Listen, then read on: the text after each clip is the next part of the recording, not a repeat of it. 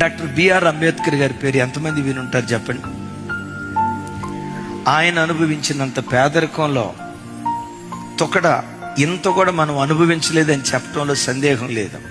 కానీ అద్భుతం తెలుసా, భారతదేశ చరిత్రలో ఈయనంత గొప్ప విద్యావేత్త ఆ రోజుల్లో లేరంట.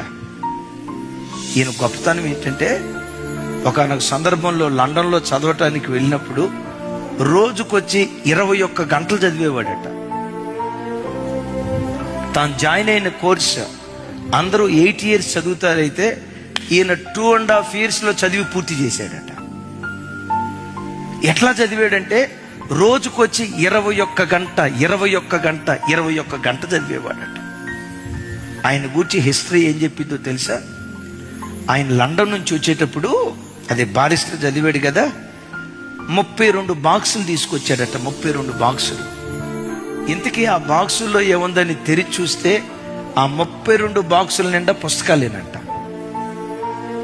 ఆయన బ్రతికున్న దినాల్లో ఒక్క మనిషి 50,000 పుస్తకాలు చదివాడట. 50,000 పుస్తకాలు.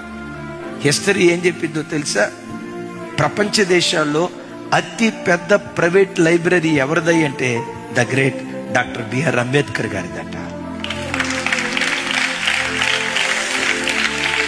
ప్రపంచ దేశాలన్నిటిలో ఎక్కువ విగ్రహాలు ఎవరి ఉన్నాయో తెలుసా? ఈయన విగ్రహాలు. ఉన్నన్ని విగ్రహాలు ప్రపంచంలో మరి ఏ న్యాయవేత్తకు అధికారికి లేవట. ఎక్కడో వెలివేయబడిన వాడు ప్రపంచాన్ని శాసించే స్థాయికి ఎదిగాడు. కారణం ఏంటో చెప్పమంటారా? జ్ఞానం. ఆ జ్ఞానం ఎలా వచ్చింది? కష్టపడి చదువుకున్నాడు. మీరు ఎప్పుడైనా చూడండి, ఈ కోతి చేష్టాలు చేసేవాడి బ్రతుకు కోతివుడి బ్రతుకుగానే మిగిలిపోద్ది.